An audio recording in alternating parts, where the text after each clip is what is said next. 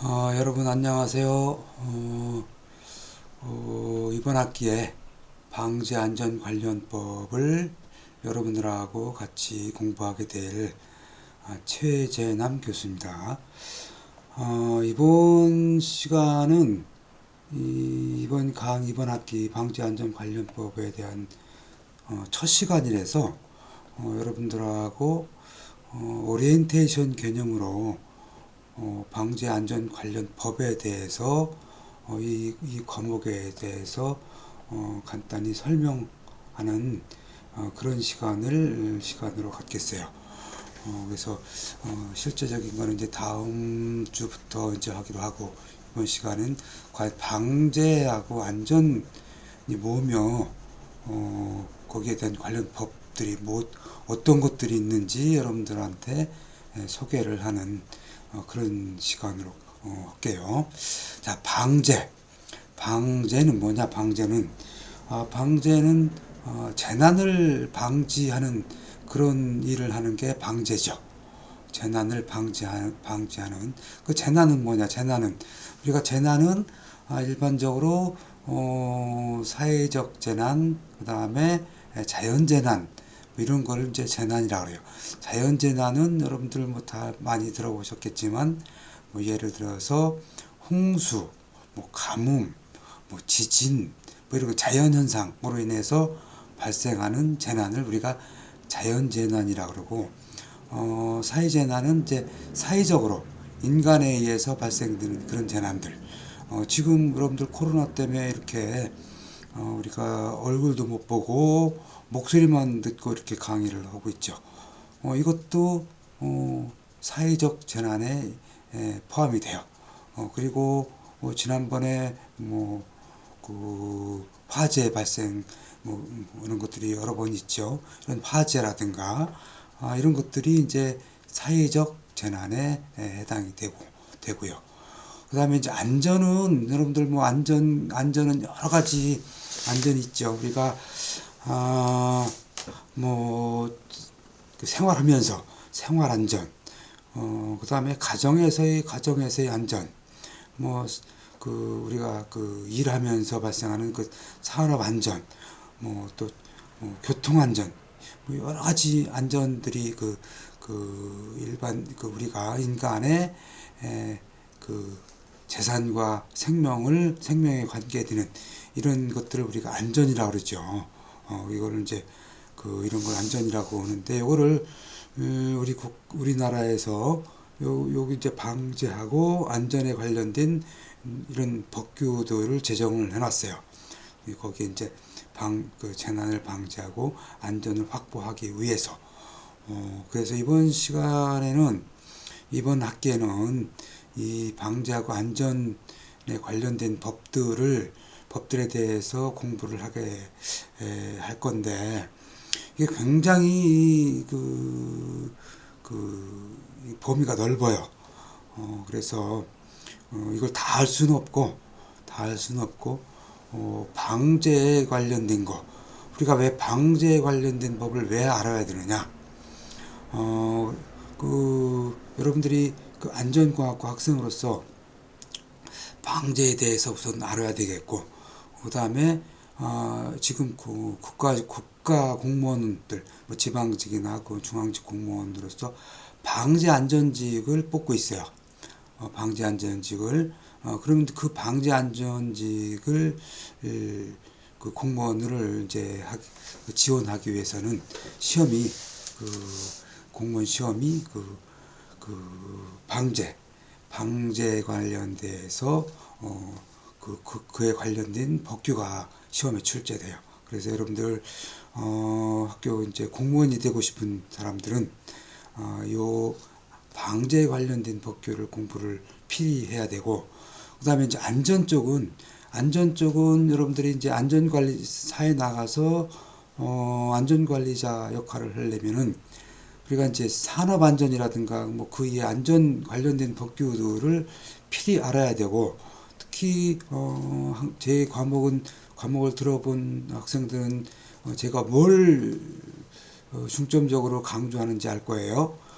저는 이제 자격증을, 기사 자격증 취득을 여러분들한테 중점적으로 강조를 하고 있어요. 그래서 산업안전이라든가 뭐 안전공학과니까 뭐 필히 산업안전기사는 필수적으로 취득을 해야 되겠고, 부수적으로 건설안전기사라든가 뭐 기계안전기사 뭐 이런 것들도 부수적으로 하나씩 더 취득을 하는 걸 여러분들한테 저는 강조를 하고 있어요.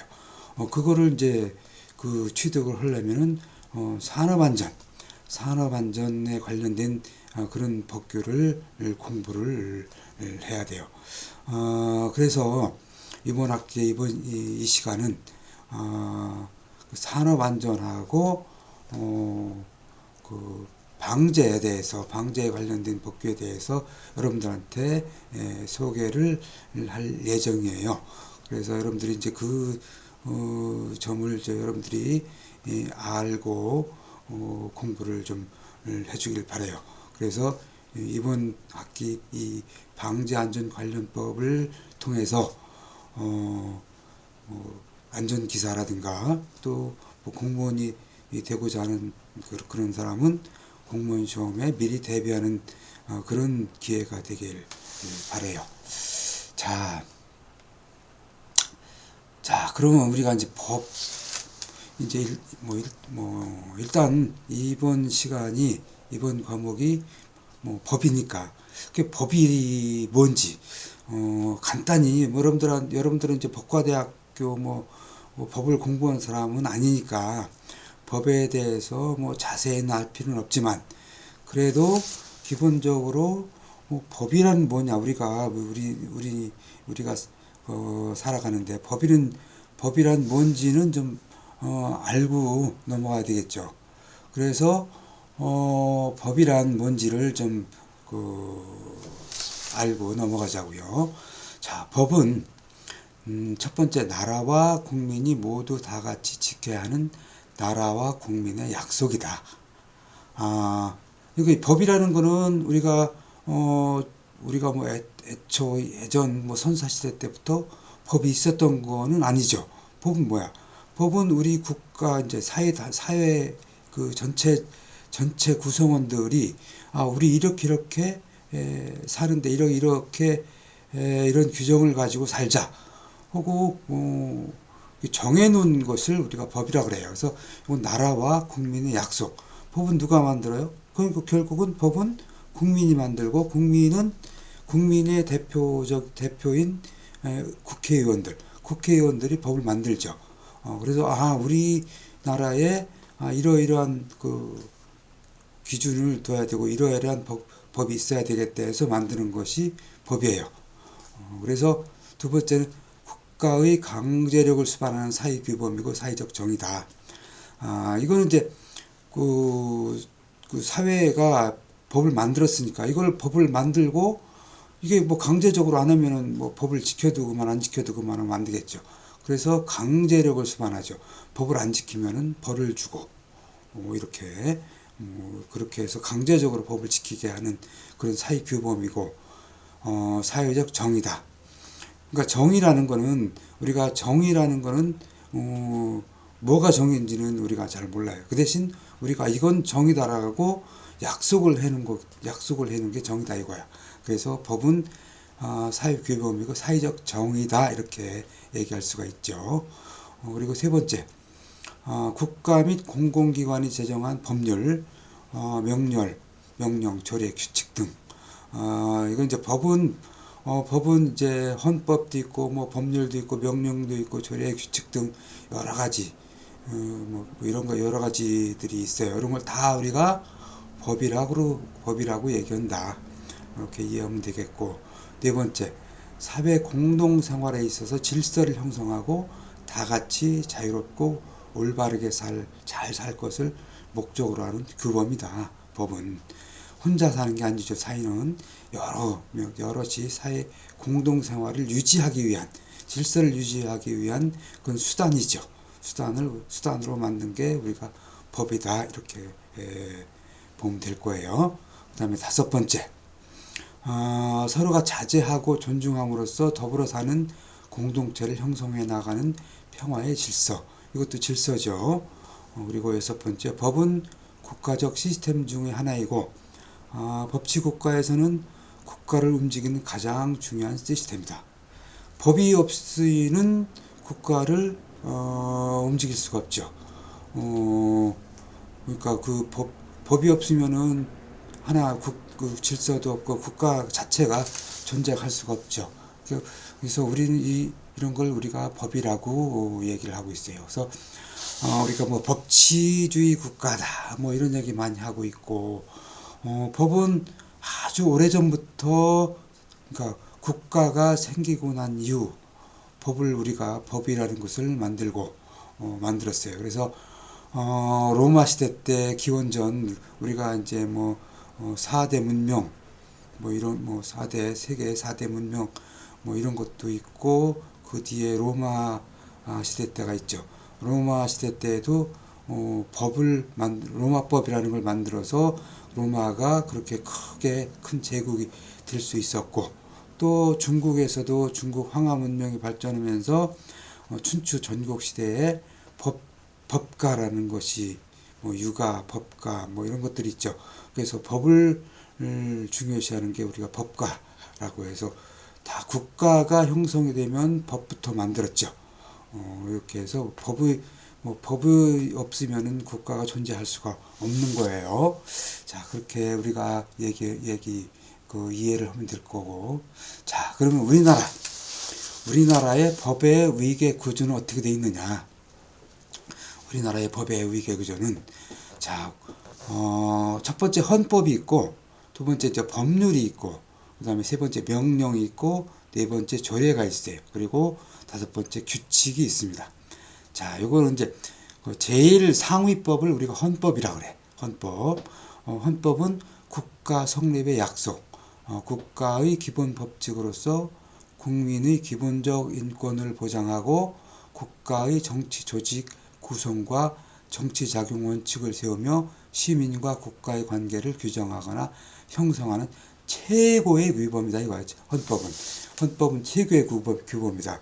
즉 헌법은 예를 들어서 우리나라는 대통령제 국가고 국민이 주인이고 뭐 이렇게 돼 있죠. 이런 것들이 헌법에 규정이 돼 있어요. 이런 것들이. 그래서 국가 성립의 약속. 우리나라는 공화국이고, 공화국이라는 게 뭐예요?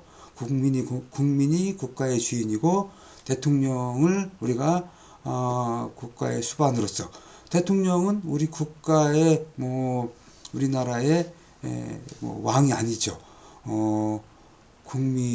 국민을 대신해서 국가를 이끌어 나가는 사람을 우리가 대통령이라고 그러죠. 뭐 이런 것들을 우리가 국가의 기본 법칙을 우리가 헌법에 담아놨죠. 이런 걸 우리가 헌법이라고 그래요. 그리고 두 번째 법률은 입법부의 심의와 의결을 거치고 국가 원수가 서명 공포하여 효력이 발생하는 법. 헌법의 하위에 있어 헌법에 위배되지 않아야 하며 규칙이나 명령의 상위에 있어 기준이 된다. 법률이라는 것은 결국 헌법의 밑에 있어요. 그래서 헌법에서 정해놓은 그거에 그 법률이 이제 서포트 해주는 거지. 그래서 법률에는 뭐 민법, 형법, 그다음에 무슨 산업안전보건법 이런 식으로 그 밑에 이제 헌법 밑에 이렇게 법률이 쭉 있어요. 그래서 이 법률은 국회의원들이 만들고, 국회의원들이 국회에서 그 법률을 만들어서 대통령이 공포해서 시행을 하게 되는 것을 우리가 법률이라고 그래요. 이건 법률은 반드시 국회에서 만들어요. 그리고 이제 그 밑에 이제 명령이라는 게 있어요. 명령은 국회의 의결을 거치지 않고 행정기관에 의하여 제정된 국가의 법령. 법률보다 하위법이다. 대통령령, 총리령, 부령, 이렇게 법규 명령으로 시행령, 시행규칙 이런 것들이 있어요. 그래서 이거는 예를 들어서 이거는 이제 국회 의결을 거치지 않고 각 장관, 예를 들어서 행정자치부라든가 이런 노동부 이런 그 각 부 장관 그 각 부에서 법률을 만들어서 이제 제정하는 걸 우리가 명령이라 그래요. 그래서 이거는 뭐 산업안전보건법, 뭐 시행령, 뭐 산업안전보건법 시행규칙, 뭐 이런 것들, 뭐 대통령령, 총리령 이런 것들을 명령이라 그런다. 이거는 이제 법률의 하위 법령이다. 법률에 나와 있는 거를 또 서포트 해주는 게 명령이에요. 이런 걸 이제 명령이라 그러고, 네 번째 이제 조례. 조례는 이제 지방자치단체가 지방자치법에 의거하여 그 의결로 제정하는 것. 요거는 이제 지방자치단체는 뭐야? 요거는 이제 뭐 서울시라든가 경기도라든가 이런 그 지방자치단체에서 자기네만 우리 서울시 조례로 뭐 이렇게 이건 이렇게 뭐 이런 건 이렇게 하기로 했다. 이렇게 하는 거예요. 그래서 요거는 국가 전체에 해당되는 게 아니고 자기 그 지방자치단체에만 해당되는 것들, 이런 걸 우리가 조례라 그러고, 다섯 번째 규칙은 이것도 마찬가지로 지방자치단체의 장이 법령 또는 조례가 위임한 범위 안에서 그 권한에 관해서 제정하는 법이다. 이렇게 이렇게 이제 우리가 이해하면 될 거예요. 그래서 전체 국가 전체에서 전체적으로 이제 따라야 되는 거는 헌법, 법률, 명령, 그리고 여기 이제 그 다음에 이제 뭐 규칙, 그 명령의 밑에 이제 규칙들이 또 있어요. 이것도 시행 규칙에 들어가는 것들인데, 여기 이제 5번의 규칙이 아닌 이런 것들이 있어요. 이런 것들은 다 뭐 산업안전 기준에 관한 이런 산업안전 기준 뭐 이런 것들라든가 이런 것들이 다 법에 해당이 되는 거야. 이런 것들. 그래서 우리나라의 법의 위계 구조는 뭐 이런 식으로 되어 있다. 첫 번째 헌법, 두 번째 법률, 세 번째 명령, 이렇게 이런 식으로 되어 있다. 이렇게 이해를 하면 되겠고요. 자, 그 다음에 법은 크게 이제 세 가지로 나눠져요. 법은 이제 공법이 있고, 그 다음에 사법이 있고, 요 밑에 써 있는 사회법이라는 게 있어. 자, 공법은 뭐냐? 공법은 국가의 조직이나 국가 공공단체와 국민 간의 권력 관계를 규정하는 법률이다. 그러니까 헌법, 형법, 행정법 이런 것들을 우리가 공법이다 이거예요. 공법. 그다음에 사법은 개인의 의무와 권리를 규정, 개인 간의 관계를 규율하는 법, 민법이라든가 상법 이런 것들을 우리가 사법이라 그래요. 그래서 자, 공법은 공공과 공공의 법이다. 이렇게 이해를 하면 돼요. 공공의 법. 그래서 이거는 헌법. 헌법은 뭐 전체 우리나라 전체 국가의 조직이라든가 국가 근본을 나타내는 게 헌법이라고 그랬죠. 형법은 말 그대로 뭐 형법 위반되면 이거는 뭐 감옥 가는 거예요. 그래서 형법, 행정법. 이건 이제 공공에 관련돼서 규정되는 법들이야. 그다음에 사법은 개인. 그러니까 개인과 개인, 민법. 뭐 예를 들어서 뭐 재산에 관련된 거. 뭐 얘가 내 돈을 떼어먹었다든가, 뭐 내가 돈을 빌려줬는데 얘가 안 갚어, 뭐 또 뭐 이런 것들, 뭐 내가 손해를 봤어, 뭐 이런 것들이 다 민법에 나와 있어요. 그래서 상법은 상거래간에 관련된, 그러니까 개인과 개인에 관련된 것들이 사법이야. 그런 것들을 우리가 사법이라고 얘기를 해요. 그리고 이제 사회법은 사회를 유지시키기 위한 법이다 이렇게 보면 돼. 자본주의 진전에 따른 피폐해를 극복하고자 국가가 간섭하는 것을 허용하는 규범이다. 이렇게 이게 무슨 얘기냐면은, 우리가 자본주의라는 거는 자본주의가 있고 사회주의가 있고 뭐 그렇게 있죠. 우리가 자본주의라는 건 우리가 뭐 개인 재산을 인정하는 게 자본주의잖아. 자기가 이렇게 해서 돈 벌면 그 돈이 그렇게 그 돈이 자기께 되는 거고, 그 돈 가지고 또 내 재산을 키우고 뭐 이런 것들이 다 자본주의죠. 근데 자본주의만 하게 되면 어떻게 돼? 돈이 뭐 우리가 그런 얘기를 하죠. 돈이 돈을 벌고 뭐 이제 뭐 이렇게 그렇게 하겠다. 결국 돈 없는 사람들은 끝까지 돈이 없어. 그러니까 부익부 빈익빈. 계층적으로 차이가 굉장히 많이 발생을 하게 돼요. 자본주의는. 그래서 예전에 그러니까 서양에서 자본주의가 처음 자본주의가 발생이 되고 난 이후로 그 산업혁명이 일어나서 결국은 어떻게 됐어? 자본가들은 그 일반 그 노동자들의 노동을 핍박을 해서 자본을 더 이렇게 키우고 그러다 보니까 계층 간에 자본가들은 굉장히 돈을 많이 벌고 그다음에 노동자들은 점점점 더 피폐해지고 이런 상황이 발생을 했죠. 그래서 이제 그러다 보니까 그거를 타파하기 위해서 우리가 사회주의, 공산주의가 발생을 했죠. 그러니까 뭐, 똑같이 일해서 똑같이 멀고 벌고 똑같이 먹고 살자는 게 사회주의고 공산주의 아니야. 그러다 보니까 지금 이제 북유럽 쪽에서 많이 하고 있는 게 사회주의들이고, 북한이라든가, 예전에 소련, 중국에서 하던 것들이 공산주의였고, 그래서 결국 이제 공산주의라든가 이런 그런 것들이 이제 폐해가 있다 보니까 공산주의는 이제 망하고, 자본주의도 마찬가지로 그런 폐해가 있어서 사회주의 쪽으로 이렇게 많이 옮겨갔죠. 그래서 유럽 같은 경우는 순수한 자본주의가 아니고 사회주의다 이렇게 보면 돼요. 그래서 사회주의는 뭐냐? 자본가들한테 세금을 많이 받아서 노동자들한테 이렇게 나눠주는 역할을 하는 것들이죠. 그래서 우리나라 노동조합 많잖아. 노동조합도 결국은 노동자들의 권익을 보호해주기 위해서 만든 게 노동조합이란 말이야. 그래서 요 사회법은 이런 자본주의 폐해를 없애고자 만든 것도 이런 법들을 그러니까 사회주의적인 요소들이 담겨져 있는 것들이죠. 그래서 이런 것들은 노동법 그 다음에 사회보장법. 노동법이라는 건 뭐야? 그러니까 예를 들어서 일주일에 몇 시간만 일을 해라.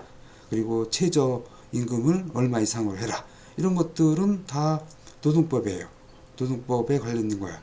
노동조합을 만들 수 있다든가, 또 일반 그 기업체에서 노동조합을 만드는 거를 못 만들게 하면 그게 위법이 되는 거야. 그리고 이제 사회보장법이라는 거는, 보험, 사회보장, 우리가 의료보험, 그 다음에 근로복지공단이라든가 이런 데서, 하는 그런, 보험들, 실직 당했을 때 받는 이런 보험, 이런 것들은 우리가 사회보장법이라고 그러죠. 이런 것들을 규정한 게 다 사회법이다. 사회법이다. 이렇게 여러분들이 이해를 하면 돼요. 자, 법은 아까 얘기했죠. 법은 일반 법률은 국회에서 발의를 하고, 그 다음에 이제 명령이라든가 이런 건 각 부처에서 발의를 한다 그랬어요. 국회에서 발의를 하면은 이걸 국회의원들이 심의를 해. 심의를 해서 국회에서 법제사법위원회를 거쳐서 전체 국회 본회의에서 의결을 하죠. 의결을 하면 의결되면은 요거를 대통령이 서명을 해. 대통령이 이제 서명을 해서 공포하고 이제 그대로 이제 시행을 해요. 그 대신 이제 대통령이 서명을 안 하면은 이게 안 되는 거야. 국회에서 돼 있다 하더라도, 국회에서 의결을 했다 하더라도, 그래서 이제 법은 이제 이런 그 순서로 되어 있고, 그 다음에 이제, 마찬가지로, 국회가 명령이라든가 규칙 같은 경우는 각 관계 부처에서 만든다 그랬죠. 관계 부처에서 발의하고, 심의하고, 의결해서 이것도 마찬가지로 대통령이 서명해서 공포 시행을 하게 되죠. 이렇게 법이 이렇게 만들어지는 거야. 그래서 법이 그때 시점 매년 그 법이 그 사회적인 이런 그 환경이라든가 여건에 따라서 자꾸 보완하고 바뀌고 그렇게 되죠. 이런 것들이 우리가 법은 이렇게 된다 이렇게 이해를 하면 되겠고. 자, 법은 강제적인 거라 그랬어요. 강제적인 거라 그랬어. 그래서 법을 안 지키면은 우리가 그 형벌을 받죠. 형벌을 받아 법을 안 지키면. 그래서 법을 안 지키면 제일 무거운 형벌이 사형. 이제 거의 뭐 전 세계적으로 사형은 이제 많이 없어지는 추세고, 우리나라도 물론 아직 법적으로 사형이 아직 없어지지 안 했는데, 지금 사형이 시행이 되고 있지를 않아요.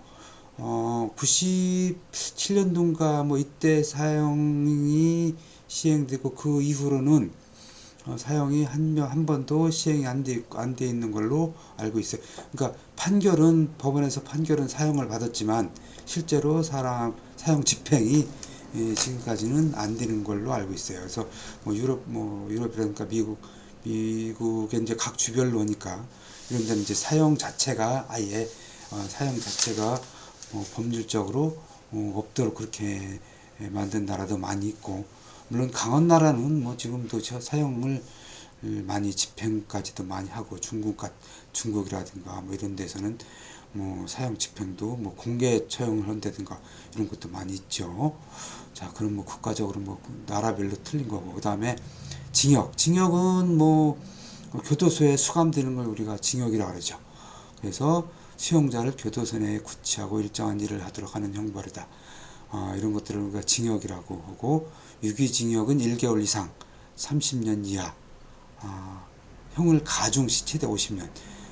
이제 그 형이 예를 들어서 뭐 형이 이제 뭐 죄가 몇 가지가 여러 가지가 있으면은 그 죄별로 이제 형이 정해지죠. 뭐 예를 들어서 뭐 이러이러한 형은 뭐 징역이 5년이고, 그 다음에 이런 형은 징역이 2년이고, 이걸 같이 이렇게 가중이 될 경우에는 뭐 7년 더해서 7년이 되고, 얘가 이제 뭐 예전에 뭐 집행유예로 돼 있었는데 똑같은 죄를 또 저질렀어. 그럼 가중 처벌을 받죠. 그래서 뭐 그때는 뭐 이렇게 가중해서 받죠. 이렇게 해서 가중해서 할 때도 최대 50년까지다.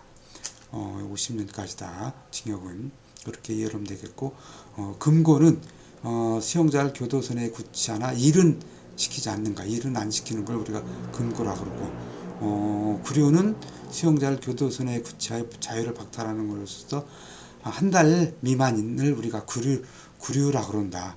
우리가 구류 같은 경우는 주로 이제 그 무거운 죄보다도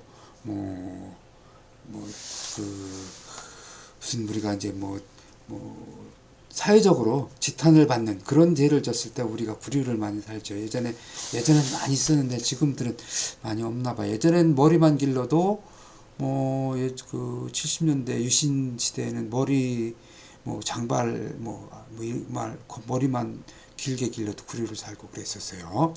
자, 벌금은 우리가 이제 일정한 재산을 박탈, 5만 원 이상은 우리가 이제 이것도 형벌로 들어가요. 그러니까 벌금부터는 우리가 그 형벌로 들어가기 때문에 우리가 이제 예전에 호적이라고, 지금은 호적이라고 한 거는데, 그럼 이 사람이 이 형벌을 받은 전과, 말 그대로 전과에 들어가는 거야.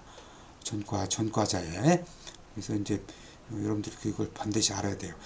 그 다음에 우리가 이제 과료라고 있는데, 첫 번째, 이건 재산상 박탈 2,000원 이상 5만 원 미만, 주로 경범죄에 이제 해당되는데, 요 과료하고 또 과태료라는 게 있죠. 과태료는 예를 들어서 주차 위반,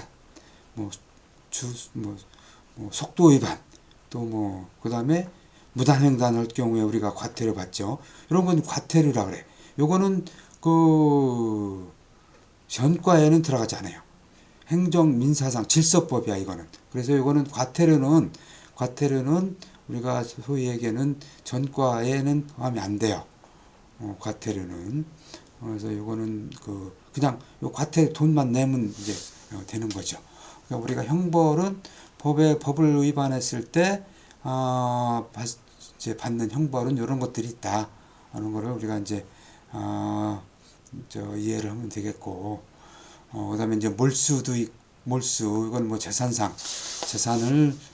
예를 들어서 뭐 사기를 했다든가 뭐 아니면 이제 공직자 같은 경우는 뭐 뇌물을 수수를 했다든가 뭐 이런 경우는 이제 몰수를 하죠. 몰수를 해서 국고에다가 귀속시키죠. 그다음에 자격 정지가 있고 자격 상실이 있고 뭐 이렇죠. 우리가 이제 자격을 일정 기간 동안 자격 정지시키는 거를 자격 정지라 그러고, 자격 상실은 사형 무기징역 무기금고의 판결을 받은 경우 일정한 자격을 상실한다 이렇게 되어 있어요. 그래서 이거 자격 상실 같은 경우는 예를 들어서 변호사라든가 일반 이런 그 자격을 갖고 있는 사람들이 이런 그 형벌을 받으면은 변호사 자격을 상실을 하게끔 되어 있어요. 요즘에 그 의사 자격 정지시키니 자격 상실을 하는 것 같고 요즘에 말들이 많죠. 의사가 이렇게 형벌을 받았을 때는 의사 자격을 상실시키자 그러니까 의사협회에서 난리 치고 있잖아. 이런 것들을 우리가 자격 상실이라 그래. 이렇게 자격이 상실되면은 공무원 지원 같은 경우 공무원 지원할 때도 지원 자격이 그 형벌을 받지 않은 이런 것들을 많이 요구를 하고 있죠. 이런 것들을 우리가 자격 상실이다 이렇게 얘기를 해요. 그렇게 이해를 하면 되겠고, 자, 지금 우리가 하고 있는 과목이 이 방제 및 재난 관련법이에요. 방제 및 재난 관련법이야. 그러면 그런 그 방제 및 재난에 관련된 법들이 어떤 것들이 있는지 아까 굉장히 많다 그랬어요. 먼저 이제 기본적으로 재난관리에 관련된 법규가 있고 안전관리에 관련된 법규들이 있는데, 재난관리에 관련된 법규는 맨 위에 재난 및 안전관리 기본법이라고 되어 있죠. 요게 이제 메인 법이야, 메인. 재난 및 안전관리에 관한 기본법이 메인 법이 돼서, 자연재난이 있고 사회재난이 있다 그랬어요. 재난에는. 그 자연재난에는 자연재해 대책법이 있고, 자연재해 대책법이라는 거는 태풍, 그 다음에 이제 홍수, 가뭄, 폭설, 이런 자연재해가 발생했을 때, 관련된 법을 우리가 자연재해 대책법이라고 얘기하고, 그 다음에 소하천 정비법이 있고, 지진재해 대책법, 하천법 등, 이런 것들이 있고, 사회재난은 감염병, 지금 우리가 알고 있는 코로나라든가 아니면은 이제, 동물, 이제 구제역, 소나 돼지 구제역, 그 다음에 조류 독감, 이런 것들 있죠. 이런 것들 다 사회재난에 들어가요. 그 다음에 철도안전법, 철도에 관련된 법, 도시철도법, 그 다음에 이건 항공안전법은, 비행기, 그 다음에 원자력안전법, 이런 것들이 다 사회재난을 예방하고 대비하고, 거기에 대한 그 대책법을 만든 것들이 이제 요 법들이야. 그 다음에 이제 안전관리에 대해서는, 생활안전, 교통안전, 산업안전, 시설안전, 식품안전, 기타안전. 굉장히 많죠. 안전관리에 대한 법들이 이렇게 많아. 그래서 이걸 우리가 다, 할 수는 없죠. 아까 얘기했듯이, 이번 그 학기에는 재난 및 안전관리 기본법에 대해서, 할 거고, 그 다음에 이제 산업안전에서 산업안전보건법에 대해서, 공부를 할 거예요. 먼저, 산업안전보건법이 안전관리자로서는 제일 중요한 법이니까 이걸 하고, 그 다음에 이제 이번 학기 시간을 봐서, 재난 및 안전관리 기본법에 대해서, 여러분들한테 소개를 할 거니까, 그렇게 알고 대비를 해주면 될 것 같아요. 자, 그래서 이번 학기에는 먼저 산업안전보건법을 여러분들한테 소개를 할 거다. 이렇게 여러분들이 이해를 하면 되겠고. 자, 그래서 그러면은 이 산업안전보건법이 뭐냐? 산업안전보건법이 먼저 산업안전보건법이 언제 발생을 했느냐? 언제 제정을 했느냐? 안전관리라는 거는 우리가 1945년에 일제로부터 해방이 됐죠. 그 45년 전에는 거의 안전관리의 법규가 없었어요. 뭐 물론 이제 일제 시대 때니까 더군다나 더 없었고. 그래서 이거는 개인이 알아서 자기 안전은 자기가 지켜야 될 그런 수밖에 없었어요. 뭐 국가에서 전혀 지켜주질 않으니까. 그러다가 해방이 되고 난 뒤에 80년대 초반까지는 공학적인 접근, 그냥 그 추락이라든가 이런 그냥 공학적으로 접근을 했어. 그러다 보니까 위험한 작업하다가 그 사고 나면은 당연한 거야. 이거는 그냥 요거는 개인이 알아서 그 안전을 지켜야 되고, 또 개인이 아닌 그 시스템이 아니고 그런 개인적 공학적으로 접근하다 보니까 이게 안전관리가 제대로 되질 않았었어요. 그러다가 80년대 초반에 우리가 산업안전보건법이 그때 이제 생겼어. 그때 생기면서 현재까지는 시스템적으로 접근을 해서 지금 이제 우리가 위험성 앞으로도 얘기하겠지만 위험성 평가라든가 아니면은 이제 각 그 국가 아니면 이제 사업주 근로자 간에 각각 시스템적으로 안전을 어떻게 할 것이며 이런 것들이 시스템적으로 접근이 돼 왔어요. 지금까지도 그 시스템적으로 안전 관리를 하고 있어. 그러다가 이제 2000년대에 들어와서는 아예 안전 문화를 추진을 하면서 모든 면에 있어서 안전 문화를 추진을 하고 있죠. 그래서 그 안전 관리를 최우선적으로 우리가 이제 우리 국가 지금도 마찬가지죠. 우리가 그동안 사고가 굉장히 많이 났는데 이거를 모든 것이 안전을 최우선적으로 지금 추진해 나가고 있어요. 국가에서도. 자, 안전관리 역사를 지금 우리가 하고 있는데, 요거는 이제 하인리 도미노 이론이라든가 이런 것들 기본으로 해서 안전관리를 우리가 하고 있는데, 여러분들은 이런 건 다 아시죠? 이렇게 도미노 이론은 이런 가계 및 사회 환경 에다가 인간의 결함, 그 다음에 불안전한 상태, 불안전한 행동을 함으로써 인해서 사고가 발생하고, 사고가 발생함으로 인해서 상해가 발생된다. 결국은 그래서 이런 그 안전관리를 이룩하려면은 요 중에서 하나, 요 도미노 중에서 하나만 빼면은 우리가 사고를 예방할 수 있다는 것이 이제 하인리 도미노 이론이에요. 여러분들 요거는 다시 설명을 안 드릴게요. 여러분들이 다 강의를 통해서 공부했으리라고 믿고. 자, 산업재해는 맨 처음에 우리가 산업 그 공장이라든가 이런 데 산업재해가 발생을 하면은 보상 위주로 했어요. 보상. 사람이 다쳤어. 그럼 치료나 해주고 보상으로 이제 끝내지. 이렇게 하다가 지금은 아예 그 보상을 이제 보상은 당연한 거고 좀 어떻게 보면 이제 지금은 방지를 하고 예방을 할까 하는 그런 방식으로 이제 접근 방식이 변하고 있어요. 그리고 이제 해외 같은 경우는, 독일 같은 경우는 1984년에 그 산업재해 보상보험법이 생겨서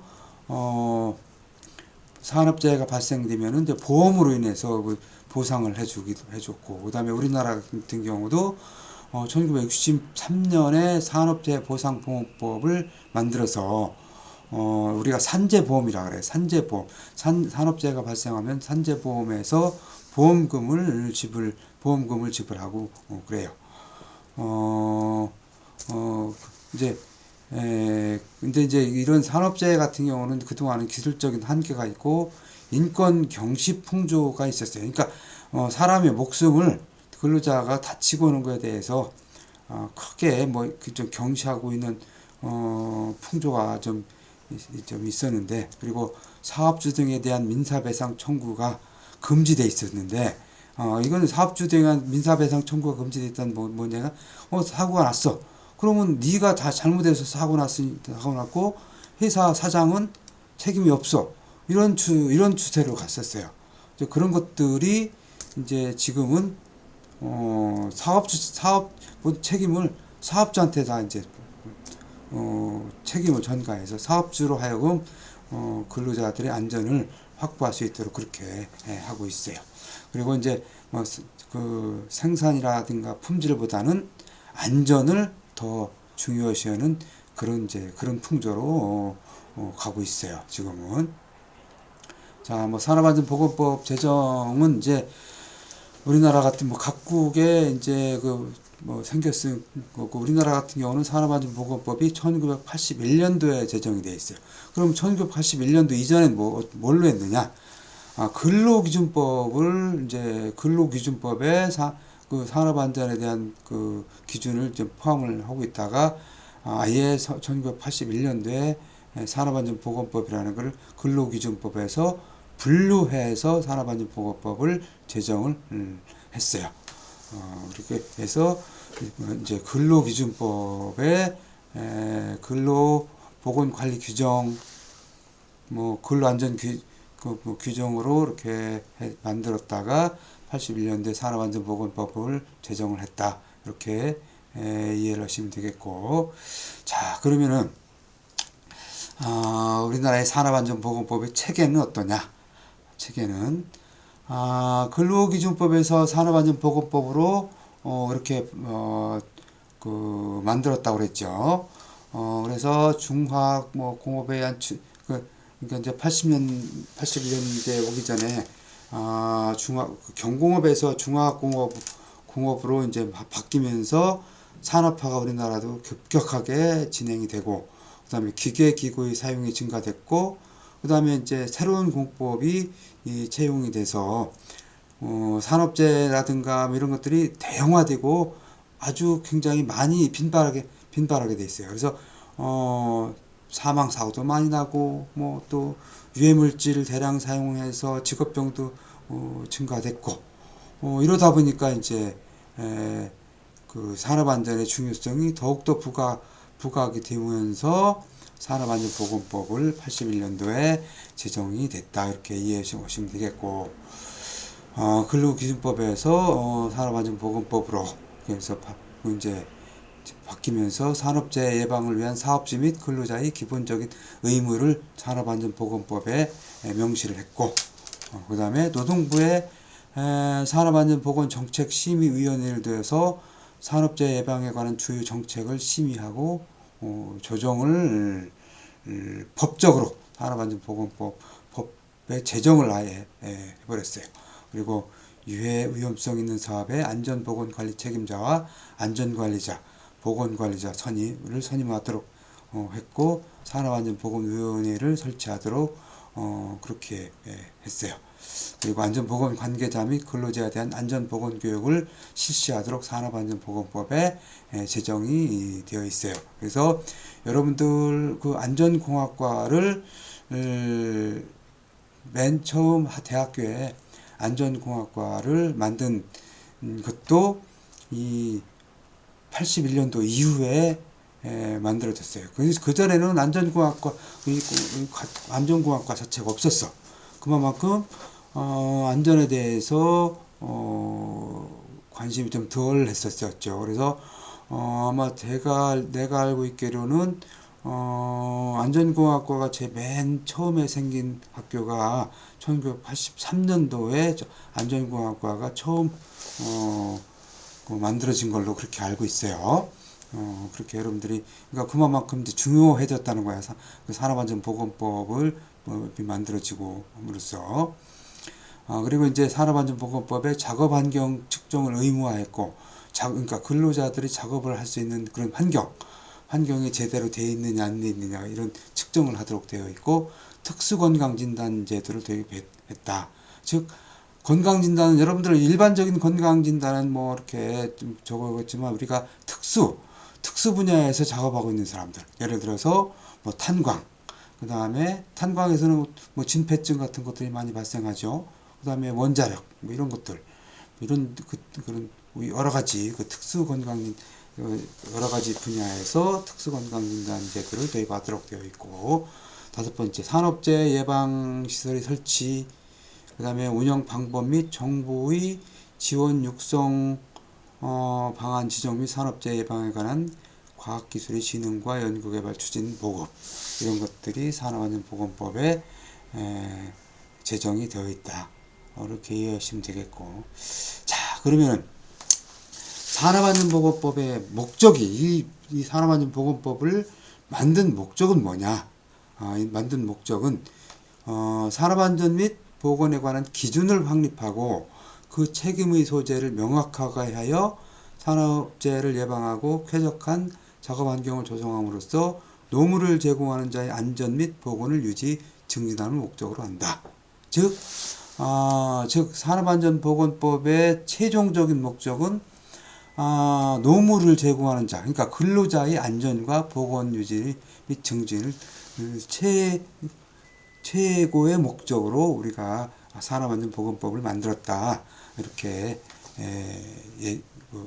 이해하면 되겠어요. 즉, 이 근로자의 안전과 보건을 유지하기 위해서 일단 책임 소재를 명확하고, 그 다음에 산업안전보건 기준을 확립해서 산업재해를 예방하고 쾌적한 작업환경 조성을 통해서 근로자의 안전과 보건을 유지 및 증진하는 것이 목적이다. 그래서 산업안전보건법을 만들었다. 이렇게 여러분들이 이해하면 될 거예요. 즉 지금까지 설명한 것들이 수단과 목표를 통해서, 수단은 이러이러한 산업안전보건 기준을 확립하고 안전보건 책임소재를 명확화하는 이런 수단을 통해서 산업재해를 예방하고 쾌적한 작업환경을 조성하는 걸 목표로 해서 최종적인 목적은 근로자들의 안전보건이다. 이렇게 요걸 하기 위해, 이룩하기 위해서 산업안전보건법을 만들었다. 이렇게 이해를 하면 될 거예요.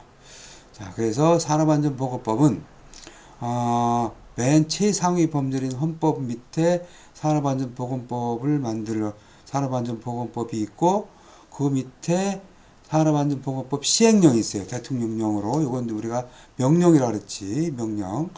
그 밑에 이제 시행령 밑에 산업안전보건 기준에 산업안전보건법 시행 규칙이 있고, 그 다음에 이제 산업안전보건 기준에 관한 규칙이 있고, 그 다음에 유해위험 작업 취업재해에 관한 규칙이 있어요. 그리고 이제 그 밑에 고시 예규로서 기술상의 지침, 안전인증, 사업장의 위험성 평가, 공정안전보고서, 물질안전보건자료, 작업환경 측정 등 이런 고시하고 예규가 있어요. 굉장히 많아요. 그래서 이 산업안전보건법에 관련된 법률들이, 이걸 우리가 다 지켜야 돼. 여러분들은 지금 이제 뭐 학생이니까 이걸 다, 이렇게 많은 걸 다 여러분들 습득할 수는 없죠. 이제 여러분들이 사회에 나가서 안전관리자로서 역할을 하게 되면은 이제 하나하나 이런 여기에 나와 있는 법률을 익혀야 돼요. 그래서 지금 그 과목, 이번 학기의 이 과목은 여러분들이 사회에 나가서 그러니까 실무를 하기 위한 그 기본 기초를 여러분들이 습득을 한다, 이렇게 보시면 돼요. 그러니까 실무가 뭐야? 실무라는 거는 여기에 나와 있는 이 법규들이 다 실무야. 여기 나와 있는 법규들이 산업안전보건 기준에 관한 규칙, 산업안전보건법 시행 규칙, 뭐 위험 작업 취업재해에 관한 규칙. 요대로 기업의 안전관리자로 가면은 여기에 나와 있는 대로 그대로 일을 해야 돼요. 그래서 요거는 지금 뭐 전체적으로 다 할 수는 없지만 요걸 기준으로 해서 여러분들이 사회생활을 해야 된다. 그리고 아까도 얘기했지만 산업안전보건법은 산업안전 기사를 취득하기 위해서는 기본적으로 알아야 된다. 여기에서 시험 문제들이 많이 나와요. 그리고 해서 이번 시간에는 이렇게 여러분들이 산업안전보건법 안전관련법, 안전방지안전관련법에 대해서 개략적으로 설명을 했고 이번 학기에 배워야 될 내용들에 대해서 여러분들이 약간 이해하는 정도로까지만 했어요. 자, 그래서 다음 주부터는 이제 산업안전보건법에 대해서 본격적으로 우리가 배워보도록 그렇게 하겠습니다. 아, 빨리 이제 코로나가 종식이 돼서 여러분들하고 대면 수업을 해야 될 텐데 뭐 어차피 이번 중간고사 때까지는 이렇게 뭐 비대면으로 하도록 학교에서 이렇게 그 정해졌으니까 비대면으로 해야 되는데 이번 과목을 하기 전에 앞서서 이 법률이다 보니까 여러분들이 내가 이 저 PPT에다가 쓰는데 한계가 있어요. 한계가 있어서 여러분들이 공부하면서 그때 그 PPT에 없는 그런 법규들은 특히 별표라든가 이런 것들은 여러분들이 또 프린트해서 이렇게 또 보면서 이해를 해야 돼요. 여러분들이 반드시 그렇게 하면서 공부를 하길 바래요. 자, 이번 첫 시간인데 첫 시간 이걸로 끝내기로 하고 또한 여러분들한테 양해를 구하고 싶은 건 이제 시간이 이제 3시간짜리인데 3학점짜리에서 이게 시간을 어떻게 맞춰야 될지 이제 이게 모르겠어요. 일단 그래서 시간이 들쑥날쑥 할 텐데 그 점에 대해서는 이해를 해주길 바라요. 자, 여러분들 수고하셨어요. 다음 시간에 또 보기로 해요.